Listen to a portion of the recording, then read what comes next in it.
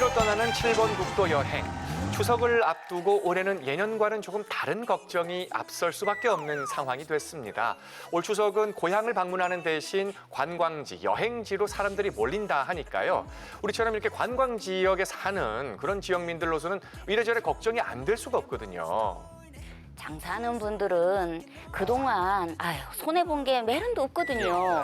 그런데 그래도 손님이 좀 많이 와야지 이러다가도요. 또 코로나 때문에 걱정도 되고 무섭고 이러니 참 이게 와도 걱정이고 안 와도 걱정이고 걱정이 대산이래요. 네, 맞습니다. 진짜로 이 코로나 때문에 걱정이 늘었습니다. 실시간 그 환자 발생 현황 수시로 체크하면서 이게 신경이 쓰이지 않습니까? 그리고 마스크 안 쓰는 사람들만 보면은 저도 모르게 좀 예민해지더라고요. 그렇습니다. 너무 지나치게 몰입하고 이렇게 극도로 계속 긴장한 상태로 지내면 스트레스가 너무 심해집니다. 그것은 몸 건강, 마음 건강에 안 좋습니다. 전문가들도요, 이렇게 뭐 환자 발생 상황을 계속해서 하루 종일 신경 쓴다든가 이러는 것보다는 하루에 한 번 정도만 확실하게 하고 그다음엔 나부터 수칙을 잘 지키며 살자. 뭐 이런 마음으로 좀 건강하게 밝은 마음으로 사는 것이 정신 건강에도 도움이 된다고 하네요. 지금 이렇게 달라진 이 코로나 상황을 조금은 좀 인정하고 받아들이고 익숙해져 가는 것. 그렇게 해서 마음을 조금은 놓고 지내는 것이 오히려 우리 모두를 위해 도움이 될 거다. 이런 말씀을 드리고 싶습니다. 자, 오늘도 7번 국도 여러분과 변함없이 함께 출발합니다.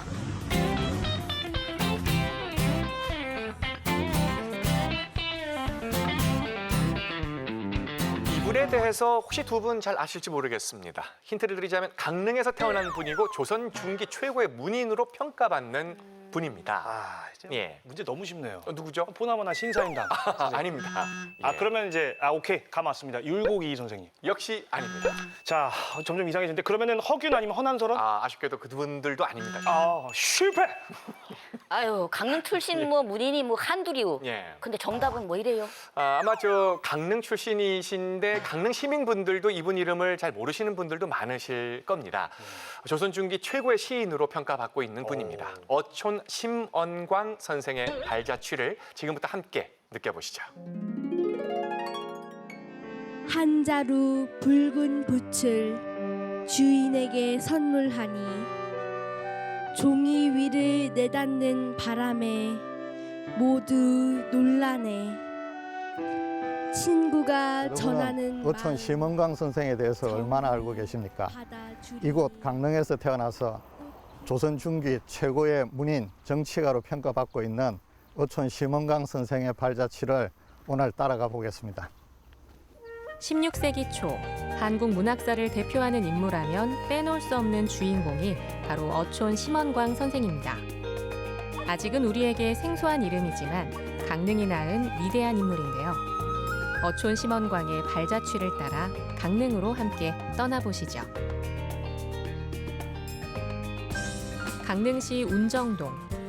경포 인근에 위치한 이 건물은 보물 제183호인 해운정입니다. 1530년 강원도 관찰사로 내려온 어촌 심언광 선생이 지은 정갈한 목조 건물인데요. 해운정 내부엔 내로라 하는 문장가들의 친필 현판이 눈에 띕니다. 특히 해운정에 들어서자마자 보이는 현판 2개는 명나라 사신들이 쓴 글씨인데요. 이 현판들은 어떤 의미를 담고 있을까요? 아마 이거는 BTS 사인 정도 될 겁니다. 당시로 봐서는.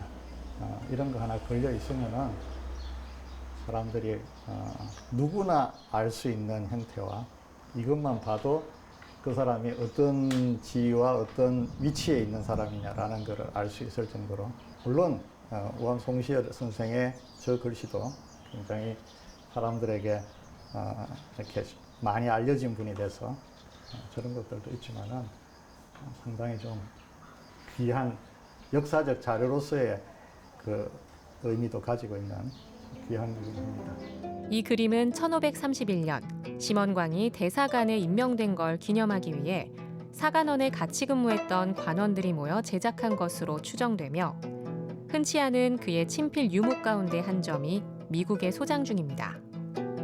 그렇다면 심언광 선생은 어떤 분일까요? 심언광 선생은 강릉에서 출생을 하시고 벼슬에 오르셔서 공조판서, 이조판서 지금으로 치면은 장관급에 해당하는 벼슬까지 하셨던 분이시고 앞서 말씀드린 것처럼 문학이나 또 정치, 외교 부분에 있어서 굉장히 두각을 나타내셨던 분입니다. 당대 최고의 시인이자 유망한 정치가였던 그가 지은 해운정. 강릉에서 오죽헌 다음으로 역사가 오래된 이 건축물은 과연 어떤 가치를 품고 있을까요? 그 해답을 얻기 위해 강원대 차장섭 교수와 만났습니다. 그 해운정이 가지고 있는 건축사적인 의미는 뭐라고 말씀할 수 있겠습니까? 그 건축적으로 보면 우리나라 한국 건축사에서 그 산림집 즉 민간 건축에서 조선 전기를 대표하는 건물이 해운정이다 이렇게 볼 수가 있습니다. 네. 보통 일반적으로 그 기둥 위에 입공 양식이라고 해서 포를 네. 이렇게 내는 경우가 있는데 이제 그 민간 주택에서는 그런 것을 사용하는 예가 드뭅니다. 근데 이제 조선 전기에는 그런 것들을 사용했던 것 같아요. 네. 그래서 지금 여러분 보시면 이 기둥 위에 그 입공이라고 해서 이렇게 뾰족하게 네. 튀어나오는 그 볼 수가 있죠. 그 새 날개처럼. 네. 예, 저런 양식이 지금 남아 있는데 이제 저런 거 같은 경우에는 민간 주택에 남아 있는 얘가 그 오죽헌에 있는 그 목룡실 네. 그리고 여기 해운정 요게 두 개가 이제 유일하다 이렇게 볼 수가 있습니다. 네. 그래서 아마 저런 것들이 조선 전기를 대표하는 건축의 그 특징이 아닌가 이렇게 생각이 됩니다. 이번엔 어촌 심원광 선생의 유품이 전시돼 있는 강릉 시립박물관으로 발걸음을 옮겨보는데요. 이곳에선 어촌집과 관폭도 외에도 눈길을 끄는 주인공이 있습니다. 해운정을 다녀간 역사적 인물들의 이름이 담긴 방명록, 해운정 역방록이 바로 그겁니다. 그 해운정 역방록이라는 것이 가질 수 있는 뭐 특별한 의미가 있습니까? 저게 이제 그 해운정이 건립된 1530년 직후부터 네. 그러니까 1989년까지 약 한 450년 정도 되지 않습니까? 네. 1,408명의 이름이 수록이 돼 있는데 거기에 이제 대표적인 인물들을 보게 되면 추사 네. 김정희 선생, 그다음에 조선시대 최고의 하원이었던 김홍도가 정조의 명을 받아서 관동 팔경과 금강산을 이제 그리러 강원도로 올 때에 해운정을 이제 방문하게 됩니다. 사실 지금 어촌 심원광 선생 같은 경우는 전국적으로 널리 알려져 있는 인물은 아니라고 봅니다.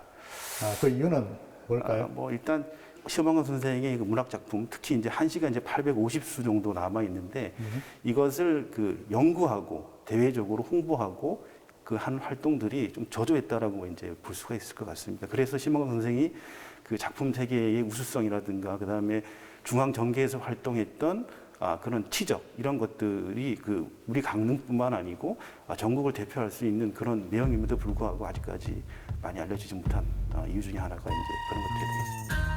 예로부터 어촌 심원광 선생에게 많은 작품의 영감을 준 고향 강릉. 그리고 바로 이곳 해운정에서 그의 역사를 되짚어보는 의미 있는 행사가 열렸습니다. 출연자들과 스태프들의 발열 체크와 방역 작업을 마친 후 본격적인 공연이 시작되는데요. 이번 행사는 어떻게 마련됐을까요? 올해 7번째 맞이하는 문학의 밤 행사이고요. 어촌 선생의 뛰어난 문학 작품이 많이 있지만 아직 일반 시민들이나 대중들이 잘 모르는 부분이 많이 있습니다. 어촌 심원광 선양사업과 문학의 밤을 통해서 시민들이 어촌 선생의 훌륭한 문학 작품들을 많이 접해서 어촌 선생에 대한 이해를 넓힐 수 있는 기회가 되었으면 합니다. 올해로 7회째를 맞은 어촌 심원광 문학의 밤은 무관중 비대면 공연으로 진행됐습니다. 가수 진미령의 사회로 강원대 김풍기, 차장섭 교수와 심원광 선생의 삶과 문학적 가치에 대한 이야기를 함께 나눈 후 초등학생을 시작으로 장년층에 이르기까지 다양한 세대를 아우르는 한시 낭독극과 낭송이 이어졌는데요. 엔딩곡은 선생의 한시에 새로운 색을 입힌 현대식 가곡입니다. 황혼의 눈이 내려 강마을의 인적이 끊기고 심리 소나무 숲 줄지어 보통 가요에서는 느낄 수 없는 그런 가사말이 나오다 보니까 앞으로 정말 한시를 바탕으로 노래를 한번 만들고 싶다라는 생각도 들었고, 그리고 또 이 강릉에 그렇게 율곡이 선생 같이 훌륭하신 분이 또 한 분 계셨다는 것을 새삼 느끼게 됐어요. 그래서 참 오늘 그 어촌 심원광 문학의 밤 참 좋은 자리였다고 생각합니다. 아직도 잊힌 역사 속에서 제대로 조명받지 못하고 있는 어촌 심원광의 업적과 문학 세계. 앞으로 심원광 선생의 발자취를 따라 더 뜻깊은 선조의 이야기를 더 많이 전할 수 있길 기대합니다.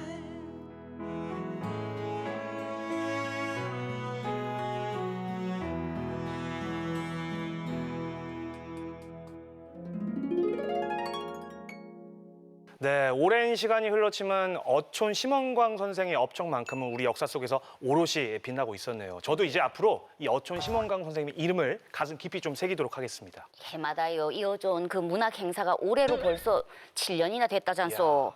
그래서 나는 혹시 내년에는 말이래요. 그 한시 한번 딱 낭독할 기회를 나도 한번 하고 싶어. 어울릴 것 같습니다. 예. 어촌 심원광 선생의 인생과 또 문학적 가치를 더 발굴하고 많이 알리는 작업들이 앞으로도 다양하게 펼쳐지기를 응원하겠습니다.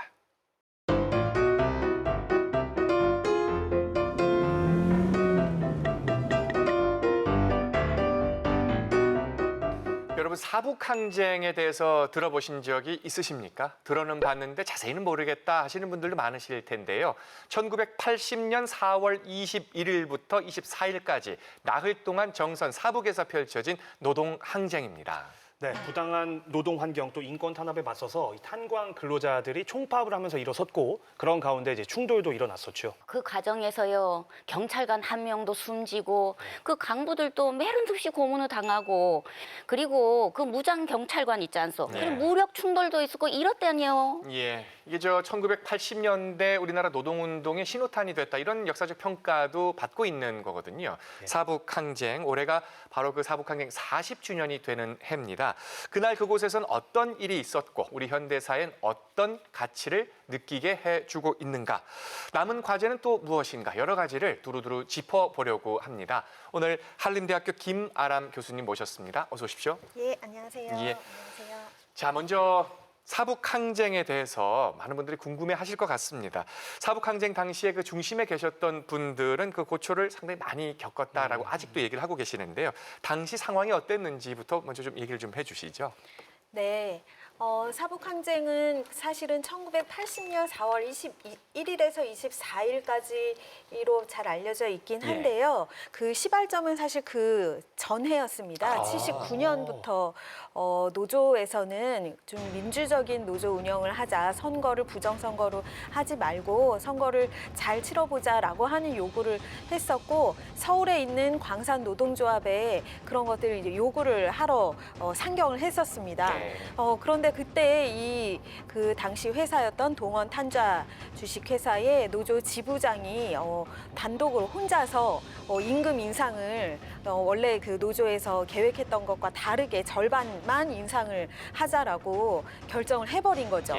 그래서 서울에서부터 사실은 이 상황이 문제가 됐었던 것이고, 그러다가 4월 22일을 앞두고서 원래는 평화적인 이제 집회를 하려고, 회사에 이제 문제가 있다 보니까 평화적인 집회를 하려고 신고도 했고 허가를 했음에도 불구하고 경찰이 그 광산의 이제 작업장에 노동자들이 모이는 걸 막기 위해서 경찰이 들어왔는데, 이때 이제 큰 사고가 벌어지게 됩니다. 그 사고가 바로 경찰의 지프차에 이 광부 한 분이 치이게 됐던 것이죠. 그런데 이 경찰이 광부를 차로 치이고 그냥 가버렸습니다.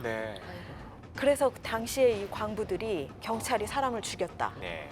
라고 생각하게 됐고, 당시에 그분은 사망까지 하신 건 아니지만 이제 큰 부상을 입으셨던 거죠. 사실 그래서 그때 그 사건을 좀 계기로 해서 많은 그 광산에 계시던 노동자분들이 당연히 분노하지 않을 수가 없죠. 사람을 죽이고 가버렸다라고 알고 있었으니까. 그래서 수천 명에 달하는 분들이 나와서 이제 경찰과 대치를 하게 됩니다. 당시 경찰에서는 최루탄을 쏘기도 하고 그 광부들을 분들은 이 철도 당시에 예. 철기 위에 있는 돌을 이제 던지는 이런 어떤 대립 상태가 한 4일 동안 예. 지속됐던 사건이라고 보실 수가 있습니다. 예. 교수님, 그 사복 행정 이 항쟁이 끝나고 나서도 사실은 그 강부들의 삶이 그렇게 녹록하거나 뭐 변화가 된 게 별로 없다고 우리는 그래 알고 느끼고 있거든요. 약속도 제대로 이행되지도 않고 있는데 제가 알고 있는 게 맞나요? 네, 잘 알고 계십니다. 그 약속 중에서 사실은 가장 중요한 것이 그 4일 동안의 이 대치 상황에서 사건들을 경찰에서는 처벌하지 않겠다라고 하는 것이 이제 중요한 약속의 하나였고 그렇기 때문에 이 농성을 하던 파업을 하던 것을 이제 풀게 되었던 것인데 사건이 끝나고 나서 한 열흘 이제 보름 정도 지났을까요? 5월 6일 그 시점이 됐을 때 그 당시에 이 노동조합에서 이제 간부 역할을 하는 사람들을 회사 측에서 모읍니다. 그래서 회의를 이제 하자. 우리가 수습은 이미 좀 진행을 하고 있는 상태지만 앞으로 회사를 어떻게 잘 운영할지 같이 모여서 회의를 하자라고 해서 모였더니 문을 이제 다 앞문과 뒷문을 닫고 그때 이제 계엄. 군대가 그랬어요. 네 그리고 경찰들이 정선 경찰서에서 경찰들이 이분들을 연행을 하게 됐던 것이죠. 그래서 불법 연행이기도 하고 불법 감금이 이제 일어났던 것이고요. 그 과정에서 많은 분들이 이제 고문을 받기 시작했습니다. 그때 정선 경찰서 거의 체육관 같은 이 바닥에 칸막이만 단순하게 이렇게 하고서 많은 분들이 서로 이 고문당하는 소리를 다 들으셨고 특히 여성분들 같은 경우에도 또 끌려가신 분들이 많이 계셔서 그때는 그 성폭력 이라고 할 수 있는 그런 고문들이 사실 벌어졌었던 것이죠. 예, 그렇군요. 여러 가지 측면에서 이 피해자들의 명예 회복도 여전히 지지부진하고 또 보상도 그렇습니다. 뭐 정부 차원에서 공식적인 사과라든가 배상 뭐 이런 것들이 과연 지금 기대만큼 이루어지고 있는가 하다면 고개를 지을 수밖에 없는 상황 같은데 지금 어떻습니까? 이 불법적인 구금, 고문 이것이 있었다는 사실로도 이분들이 민주화운동 관련자로 인정이 되기도 했습니다만 인정된 분들은 27명, 20여 분 정도에 불과하고 사실은 그때 당시에 끌려갔던 남은 한 130여 분 정도의 아직 그 행방도 알고 알지 못하고 있는 상태입니다. 그래서 사실 이분들이 어떠한 피해를 입었는지 최소한의 조사도 되고 있지 않은 상황이기 때문에 이 부분이 사실 해결되기 위해서는 국회에서 특별법을 사실 제정해야 하는 과제가 남아 있고요. 정부 차원에서는 우리 그 최문순 도지사님께서 강원도 차원에서의 사과는 하신 바가 있습니다. 그런데 정부에서 이때 당시 특히 그 군사 정권 시기에 있었던 이런 피해들에 대해서 국가 차원의 사과를 해주시기를 간절히 좀 바라고 있고요. 이것이 가능하기 위한 특별법 제정을 좀 준비하고 있습니다. 일단 40주년 자체는 4월이었는데 그때 코로나 국면이고 이래서 기념식도 좀 미뤄지고 이랬었지 않습니까? 이건 지금 앞으로 남은 뭐 올해까지 40주년을 맞아서도 여러 가지 활동들이 진행은 되고 있을 것 같습니다. 좀 소개를 좀 해주세요. 8월 7일, 8일에 뮤지컬 공연이 사북에서 있었고요. 또 콘서트가 진행됐었고 춘천과 서울에서 그 작가분들, 우리 특히 강원도 출신 작가분들이 많이 참여하셔서 한강과 관련한 작품들 좀 전시회도 해주셨습니다. 그래서 연말까지는 아마 뭐 이와 같은 큰 행사를 하기는 어려울 텐데요. 여전히 그럼에도 불구하고 사북 지역에서는 이 항쟁을 계속 기억하고 기념하려는 노력들을 지금 하고 있고요. 다큐멘터리도 사실 또 제작 중이어서 이 다큐멘터리 영화는 내년 지금 개봉을 목표로 하고 있으니까요. 많은 관심 가져주시면 좋겠습니다. 지금 여러 가지 작품들, 지금 말씀하신 그런 일들 중에서 교수님도 관여하시는 바가 많은 듯한 느낌입니다. 저는 영화 배우신가요? 저는 예술적인 능력은 없어서 뮤지컬이나 뭐 영화는 사실은 어렵고요. 저는 이제 학술 행사 중심으로 하고 있어서 그 질문 주셔서 감사한데 사실 하반기에 학술 행사를 또 하나 지금 준비하고 있습니다. 여기서 또 하나 힌트를 여러분께 드리자면 저희 MBC 강원 영동에서도 이 사북과 관련한 멋진 특집을 하나 올가을에 준비하고 있습니다. 30부작 라디오 드라마를 지금 제작 중이거든요. 다 완성되면 알려드리겠습니다. 저는 출연 안 합니다. 참고로. 자, 좋습니다. 혹시 학자로서 관련된 학자로서 정부에게 뭔가 좀 하고 싶은 얘기 있으면 끝으로 한마디 좀 해주시죠. 사실은 이제 시간이 별로 없다라고 하는 걸 꼭 말씀드리고 싶습니다. 우리 이 폐광 지역도 역시 마찬가지지만 이 지역에 지금 살고 계신 분들한테는 병든 채로 아무런 그 사과도 보상도 받지 못하고 그렇게 그 자기 희생만을 안고서 남은 생을 살아야 되는 그런 지금 시점이기 때문에 국가 차원의 사과 그리고 특별법을 만들 수 있는 여건을 만들어 주십사 말씀드리고 싶습니다. 예. 그날의 봄은 아직 끝나지 않았다. 그날의 아픔은 사북항쟁은 현재 진행형이다. 라고 그날 현장에서 고초를 겪으신 분들은 지금도 말씀을 하십니다. 아직까지 막혀 있었던 그런 문제들도 잘 풀려 나아갈 수 있기를 진심으로 바랍니다. 그러기 위해서 또 우리 모두가 함께 신경을 또 관심을 기울여야 될 거라 생각을 합니다. 김아랑 교수님과 함께한 시간 오늘 기억하겠습니다. 고맙습니다. 고맙습니다. 감사합니다.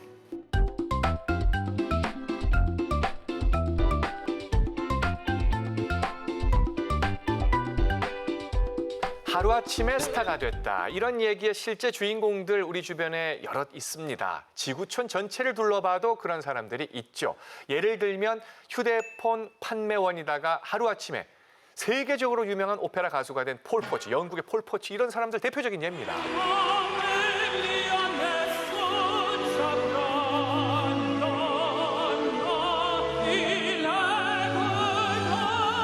저는 이분이요. 담다디 담다디 담다디 담 누군지 감 오시죠? 예. 1988년 강변가요제에서 이 껑충한 키로 담다디를 부르던 대학생 이상은 씨. 그때 이제 대상을 수상하면서 바로 그 자리에서 스타 찜쿵했죠. 예. 예. 이렇게 아프게 하고 그대는 나를 야, 어머니야라. 귀한 씨가 우차할 때 88년이면 귀한 씨 세상 규격 나오기 전인데. 뭐 좀 새삼 그런 질문을 하세요. 뭐 음악에 조예가 깊은 건 뭐 강원도민 분들 다 알고 계시는데. 실제로 나이가 좀 다르다. 실제 나이는 다르다는 어떤 평가가 좀 있어요. 규현 씨가. 제가 나이를 속였나요? 그런데 나는 내 마음속에 스타 이름은요. 그 평범한 아주머니였는데 어느 날 노래 경연에 나가가지고 아주 그 스타가 된 그 영국의 역시 영국의 수전 수전 보일. 보일.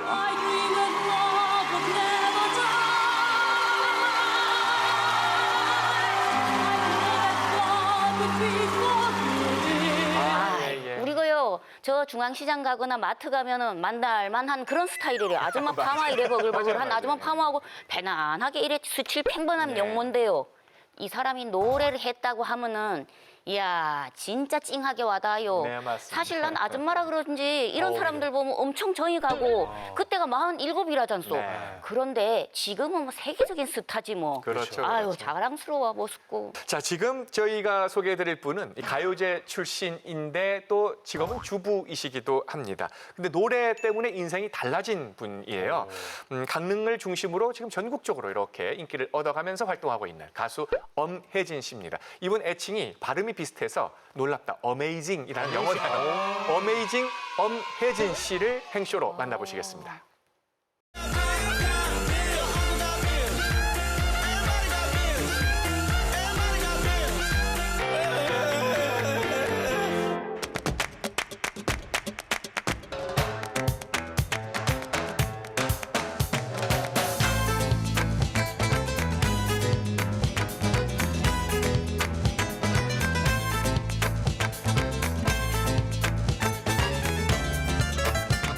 오늘 주인공은요.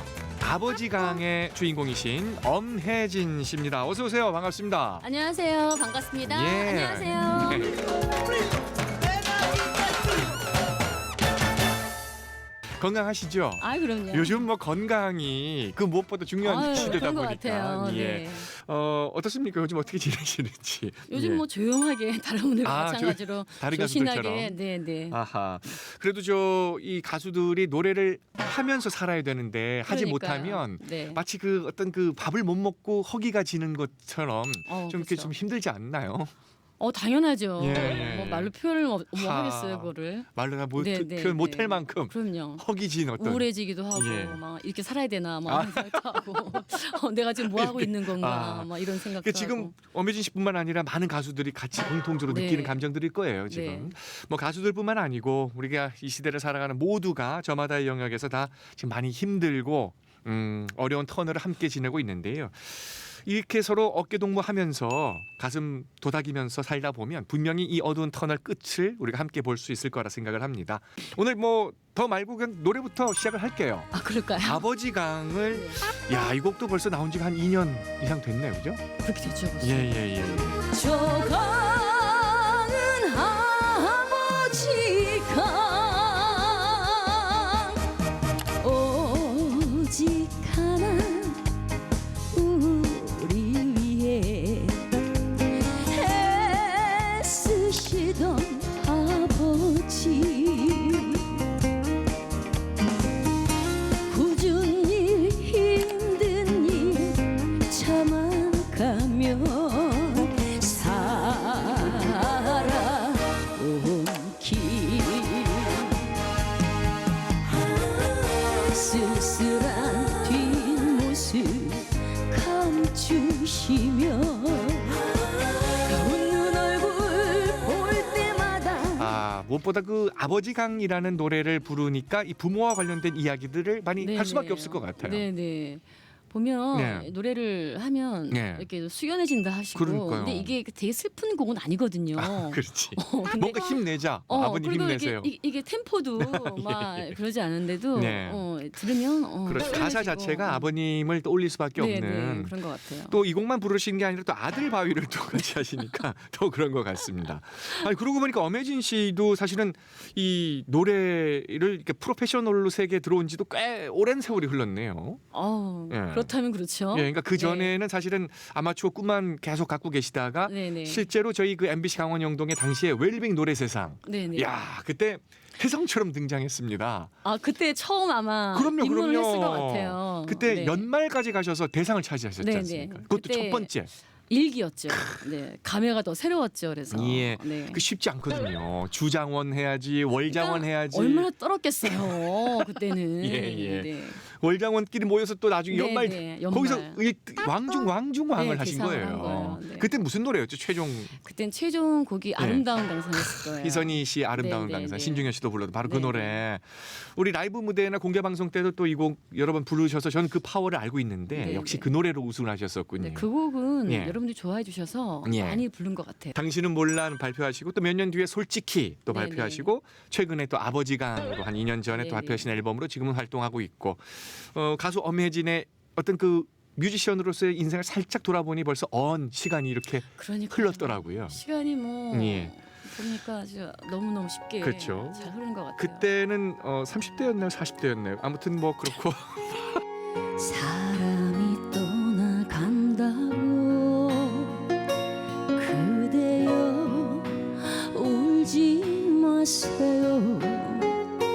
오고 갈 때가 있으니 미련을 랑투지 마세요. 좋았던 날 생각을 하고 고마움만 간직을 하며 살아가야지. 아까 시절 인연도 사실은 발표된 지 얼마 안 되는 신곡을 지금 준비를 해오셨는데 네네. 또 한 곡의 신곡이 준비돼 있습니다. 네네. 그리고 또 우리 엄혜진의 아들 바위도 들어봐야 되기 때문에 그 제가 지금 또 한 곡의 신곡을 여러분께 들려드리고 싶은 곡이 있는데 여백이잖아요. 네네. 정동원의 정동원의 여백. 여백. 이 곡도 딱 뭔가 느낌이 오던가요? 이거는 처음 네. 들을 때부터 네. 그 정동원 군이 네. 나이에 맞지 않게 그러니까요. 네. 정말 그냥 목소리만 들어도 이렇게 가슴이 좀 이렇게 그렇죠. 여리더라고요. 그 친구는 왜 그럴까요? 목소리가 왜 사람을 울리지 자꾸 그 사람은. 그러니까, 예. 정동원. 야. 그래서 이 노래도 듣자마자 내가 뺏어야겠구나 이런 생각을 했구나. 네, 예. 좋더라고요. 좋은 노래는 다 불러봐야 되는 것 같아요. 그렇죠. 네, 네. 그렇죠. 얼굴이 잘생긴 사람 사람은 늙어가는 게 슬프겠지. 아무리 화려한 옷을 입어도 저녁이면 벗게 되니까. 평범한 주부의 인생을 살아오시다가 이제는 뭐 무대에서 열심히 노래하는 가수로 변모하고 있는 스타 엄혜진 씨를 여러분 행쇼로 만나보셨습니다. 이 엄혜진 씨 데뷔가 이 MBC 예전에 저희가 제작했던 그 웰빙 노래세상이라고 있었습니다. 거기서 주장원, 월장원, 또 월장원끼리 모아서 진행한 왕중왕전 연말장원에서 대상을 차지했거든요. 그렇게 한 다음에 또 그 K방송사에 당시에 옆동네. 도전 주부가요스타라고 있었어요. 거기 또 강원도의 퀸이 되고 강원도 대표로 나가서 전국에서 또 2등 하셨습니다. 그렇게 해서 대단하다. 스타가 됐었죠. 그러니까 그 말씀하신 그런 프로그램들이 요즘으로 치면 이제 미스트롯이나 뭐 거죠. 미스터 트롯. 그런 경영 프로로 다 예전에는 지금 이제 그런 프로그램이 대세지만 그때는 그 프로그램들이 대세였거든요. 바로 거기서 우리 앞에 나타난 스타로 발돋움하게 된 거죠. 그러니까 사실 주부라는 것도 참 소중한 거래요. 그렇죠. 그럼 사실 가족들 건사하고요. 그 뭐 사고 없이 맨날 용기 주고 그거 주부의 힘이래요. 네. 근데 사실 이래 소중한 주부도 나는 없잖소 사실 뭐 있나 내가. 그런데 본인의 끼를 발휘하고 그거 가수 취입을 하고 여기저기 봉사 다니고 그렇게 노래를 하는데 어떤 팬이 안 될 수 있어? 그럼요. 나 팬이야. 지금 뭐 이미 주부로서 같은 삶을 살고 계신 신명 선생님도 또 역시 가수로 데뷔하기 위한 노력을 내고요? 이제 앞으로 하지 않을까 예, 하는 저도 생각. 짐작이 됩니다. 당사자는 놀라고 계십니다. 물론 미술가이시고 화가시지만 음악 쪽에도 또 앞으로 도전? 알겠습니다. 실패. 자, 앞으로 엄혜진 씨의 활동 더욱더 응원을 하고요. 우리 지역뿐만 아니라 전국적으로 유명해지는 그날을 우리 함께 응원하도록 하겠습니다.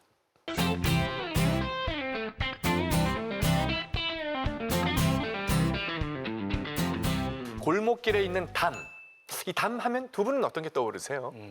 아유 옛날만 해도요 뭐 이웃집 가게에서 뭐 초인종이나 뭐 벨 이런 게 뭐 있었어. 그냥 목지다하게 내다보고는 아유 기한이 어머니 뭐하오 내가 감자 저거 뜨끈하게 이거 찢었는데 이거 좀 이거 한 소대이 먹어보게 이러고 담으로 던져 놓으면 그것도 빈 접시 주는 게 또 영 또 미안해가지고 아유 현수 어머니 그전화도 내고 총각김치 담근 게 새콤달콤한 게 이게 맛있어. 저녁에 현수 아버지 밥 차릴 때 좀 먹어봐 이러고 또 담례를 주고 그랬지. 근데 이제 담이라고 하면 사실 뭔가 이제 좀 가로막고 뭔가 좀 거리를 두고 이런 개념인데 지금 말씀하신 느낌은 그게 아닌가 보죠? 그렇죠. 그러니까 그 단절의 벽이 아니고 네. 옛날에 담은 소통이었습니다. 그러니까 소통을 하기 위한 어떤 과정이었다고 볼 수 있겠는데요.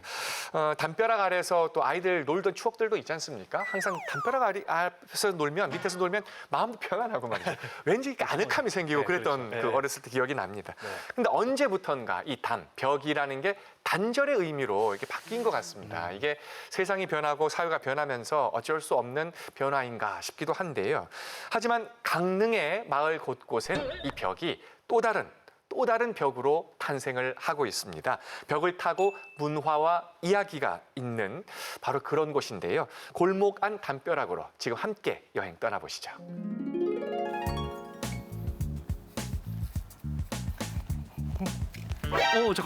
잠깐만요. 아유, 찍지 마세요. 아유, 참. 낙서한 게 아니라 제가 중요한 게 잠깐 생각나가지고 조금 적어 놓으려고 그런 건데. 아니, 근데 솔직히 어렸을 때는 저처럼 다들 이렇게 벽에 낙서도 하고 그렇게 크지 않았나요? 저만 그랬나? 아, 참. 네, 오늘은요, 이런 낙서가 아니라 풍경이 있는 벽, 그리고 의미가 있는 벽들을 만나볼까 합니다. 강릉의 벽, 지금부터 저와 함께 만나보실까요? 골목 안으로 떠나는 담벼락 여행. 제일 먼저 찾아간 곳은 강릉 문화예술의 중심가 명주동입니다. 이곳 명주동은요, 제 뒤에 보이시나요? 1950년대 지어진 교회가 공연장으로 재탄생된 것처럼 골목 곳곳에도 문화의 향기가 흐릅니다. 강릉을 찾는 여행객분들도 인생샷 여행을 위해 필수로 들리는 그런 코스라고 하는데요. 이 골목의 또 다른 주인공, 여러분들 궁금하지 않으신가요? 명주동 골목은 오랜 기간 동네를 떠나지 않은 터줏대감 마을 주민들이 체험객들에게 마을 이야기를 들려주는 걸로 유명한데요. 골목골목 담벼락은 아기자기한 그림들로 채워져 있습니다. 와, 여기 보면은 고래도 있어요. 근데 이 고래가 이렇게 벽 안에서 춤을 추고 있습니다. 헤엄을 치는지 춤을 추는지 모를 정도로 정말 역동적으로 표현이 되어 있는데 정말 너무 예쁘네요. 이렇게 예쁜 담벼락 우리 집 앞에도 좀 있었으면 좋겠어요. 너무 행복할 것 같습니다. 겹겹이 쌓인 시간의 흔적들, 골목안 햇살 아래 소곤소곤 이야기를 품은 담벼락은 여행객들에게 살며시 말을 건네옵니다. 구도심인 명주동에 사람들이 찾아오게 된 것도 마을을 이렇게 예쁘게 가꾼 덕이죠. 온통 담을 뒤덮은 꽃잎들, 풍성한 능소화며 담벼락 발 아래 오밀조밀 심어놓은 작은 화분들, 명주동 한뼘 정원, 널찍한 스케치북엔 정겨움이 피어납니다. 현란한 도심을 벗어나 스친 풍경은 수수하고 꾸밈 없는 골목. 잊혀져 가던 명주동 낡은 골목을 벽화 마을로 바꾸기 위해서 마을 주민들은 손에 붓을 들었고 그 덕에 회색 벽엔 생기가 불어넣어졌죠. 그림 따라 걷다 보면 골목은 익숙하고 편안한 그림책이 됩니다. 명주동 이야기는 여기서 끝이 아닙니다. 이곳 명주예술마당 인근 골목에는요, 마치 미술관을 연상케 하는 풍경이 있죠. 문화가 살아있고 사람들이 모이는 동네 명주동. 명주동에 자리한 명주예술마당에서 칠사당으로 이어지는 골목엔 길거리 갤러리가 자리하고 있는데요. 임만혁 갤러리 로드입니다. 강릉 출신 한국 화가인 임만혁 작가의 작품을 이렇게 길에서 만날 수 있다니까 정말 놀랍지 않으신가요? 이 골목길에서 만나는 작가님의 작품은 가족을 주제로 하고 있습니다. 화목하고 위트 넘치는 가족들의 다양한 모습을 감상할 수 있는 갤러리 로드. 동화 속 세상에 온 것만 같은데요. 아이들의 동심을 빌려 상상력을 발휘한 작품들. 늘 옛날이 좋았다고 회상만 했나요? 이젠 현실이 추억입니다. 칙칙했던 골목길, 낡고 오래된 건물, 그림과 자연스레 어우러지네요. 명주동에 놀러 왔던 사람들은 인상 깊었던 명주동 골목 안 풍경을 블로그에 올리는 등 더 많은 이들과 소통하고 있는데요. 발품 팔지 않아도 명주동 골목은 훌쩍 많은 이들의 곁으로 다가갑니다. 낡고 오래된 주택, 꾸불꾸불 좁은 골목길, 사람들이 줄어든 구도심은 늘 그렇듯이 옛 추억만이 가득하죠. 하지만 임당동 골목길은 다릅니다. 이곳은 걷기만 해도요, 즐거움이 가득한 곳이죠. 소풍 가는 길, 길 이름처럼 우리 함께 소풍을 떠나볼까요? 오래된 시간의 덮개를 벗겨내고 낭만이 다가서 있습니다. 웃음꽃 피워 반겨주는 사람 많던 골목. 누군가에겐 옛날을 빛내주는 그때 그 장소. 9살 호준이는 벌을 서고 있네요. 골목을 따라 이야기가 자랍니다. 임당동 골목길은요, 다른 곳이랑은 확실히 차별화되어 있습니다. 다른 곳보다 포토존이 훨씬 많아서 제가 지금 소풍 나오듯이 너무나 즐거운데, 여기 보니까 트리가트라고 써 있어요. 여기가 트리가트 찍는 곳인 것 같은데, PD님 저 이거 사진 좀 찍어주세요. 이거 사진으로 잘 찍어야 돼요. 영상으로 웃기게 나가면 안 돼요, 이거.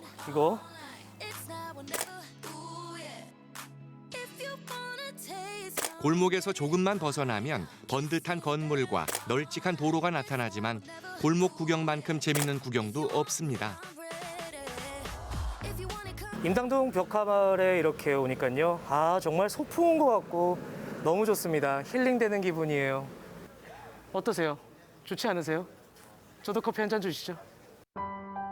커피 한 잔의 여유가 그립다면 이곳이 제격이겠죠. 안목 있는 사람들이 좋아하는 곳, 안목입니다.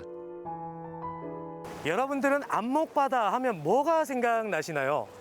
바다, 그리고 커피.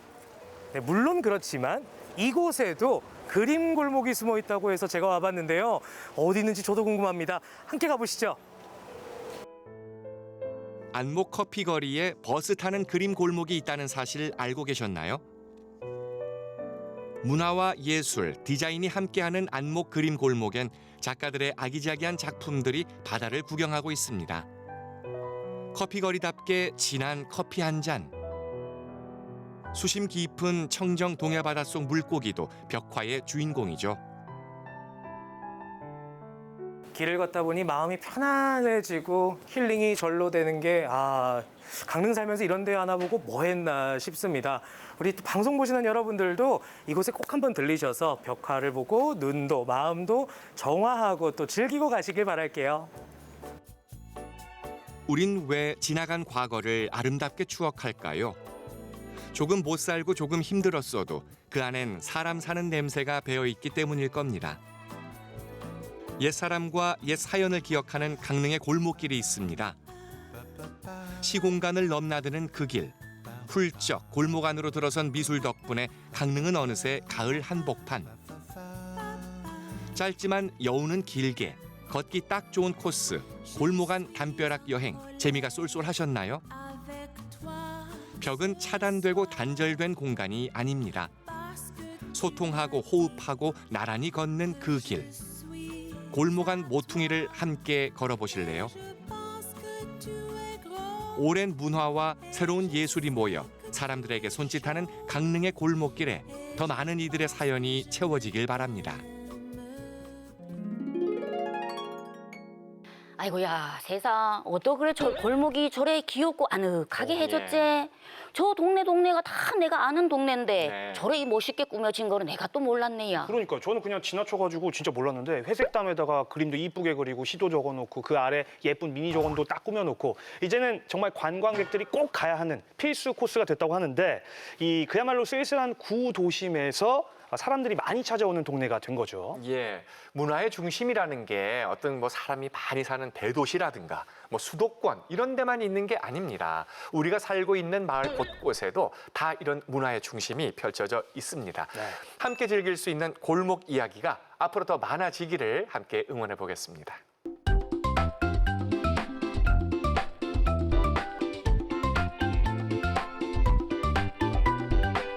우리 주변에 힘들어하거나 왠지 좀 우울해하거나 이런 분들 보면 뭐라고 얘기를 해주시나요? 일단 뭐 젠틀맨 저 기환이의 경우는 이렇게 얘기를 하죠. 왜 힘든데 딱 해서 뭔가 해결책을 주려고 하고 딱 들어보고 힘들어하지 마. 그 아무것도 아니야. 별일도 아니야. 이렇게 얘기를 합니다. 아이고 참네. 한 개도 위로가 안 된다니.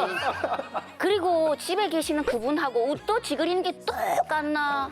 그게 아니라고. 그게 아니야. 아이 참. 그럼 어떻게 해야 되는지 좀 알려주시고 그렇게 화를 내셔야죠. 예. 그럴 땐 이렇게 따뜻하게 한마디, 당신 오늘 참 힘들었군요. 이렇게 한마디 해주시면 그게 바로 공감으로 가슴속으로 스르르 녹여주는 말이라는 생각이 듭니다. 내 공감과 내 교감이 필요한 분은 없는지 꼭 살펴보시기를 바랍니다. 자, 오늘도 7번 국도 여러분과 함께 열심히 달려왔습니다. 다음 시간까지 안녕히 계십시오. 고맙습니다.